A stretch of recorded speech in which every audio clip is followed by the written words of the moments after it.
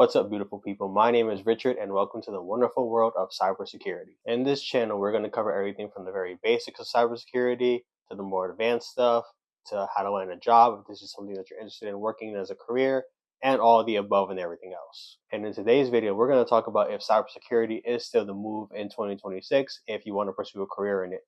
The short answer is yes, but there is no easy path just to getting there. Government labor data shows that security roles are still growing faster than any other tech roles out there, with a 30% growth increase projected over the second half of this decade. At the same time, however, industry reports that there is still a worldwide gap in the millions, meaning that there are not enough people to cover all the roles that are needed for companies' cybersecurity needs. So while the gap in the market are very much real, the key word that we're looking at here is skill in 2026 in terms of landing a role. So here's where people who are trying to break into the industry get misled.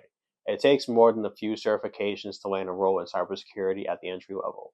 You have to have some hands-on experience. You have to know how to use system information event management tools. You have to know something about scripting. You have to know how to use the Mitra attack.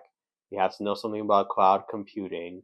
Showing up with just a certification is not going to be enough here. And then you have to concern yourself with automation and AI that are taking over those repetitive tasks that tier 1 SOC analysts usually do as well. So it's a strange mix where there is an intense demand, but there is also a bottleneck of entry level as well that you have to get past. Now let's talk about where the actual heat is, because this is where career changers can begin to position themselves. There are fields within cybersecurity such as cloud security, where you're dealing with AWS, you're dealing with Azure, you're fixing misconfigurations that are in high demand, as well as roles in fields such as application security, where you're helping the developers build security software that are also in high demand as well. Incident response and threat hunting are consistently short on experienced people as well, especially in sectors like finance and healthcare, which are really big to the world. So if you're looking to make a career change in cybersecurity in one of these sectors maybe, you want to think just beyond a SOC analyst and say, how can your current skills as well also translate into these fields too? If you're someone who has a background in technology already, software, IT, or even if you're not someone with that type of background, but you have a strong communication skills, those things can transfer over. Having cross-domain knowledge and practical skills are super key that employers do find valuable. For example, someone with a development background can translate into application security. Someone with a cloud background can translate into cloud security engineering.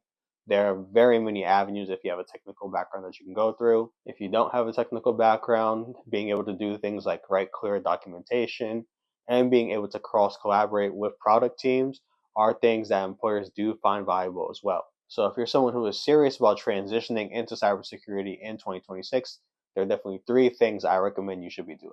One is you want to get your foundational knowledge. You want to know the basics of cybersecurity and then start to get past the basics as well. You want to know what systems and processes that cybersecurity companies are using, that people are using within the industry that are standard that you need to know. Second is you want to get hands-on practice.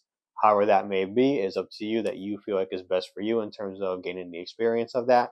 And then 3, you want to be able to show proof to companies that you have actually done some type of work, that you're not just about talking about it, that you have some tangible proof that you can work in a cybersecurity capacity role. So what does that proof start to look like? What are those tangible things that you can show to an employer that you are serious about breaking into the industry? And there can be a few things.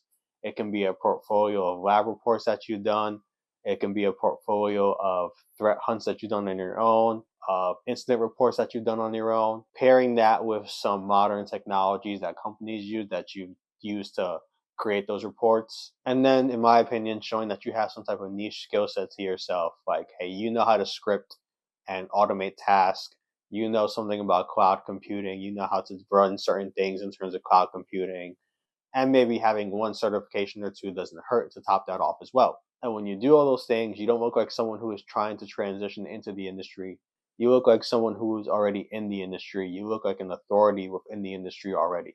You look like you know exactly what you're talking about, and you are just looking for a role that fits you best. So that's a wrap on today's video. If you enjoyed the video, be sure to leave a like, comment, subscribe as well, because we will be dropping fresh content on the daily about the wonderful world of cybersecurity and how you can break into it and how you can be more informed in the cybersecurity world. Thank you guys for watching. See you in the next video.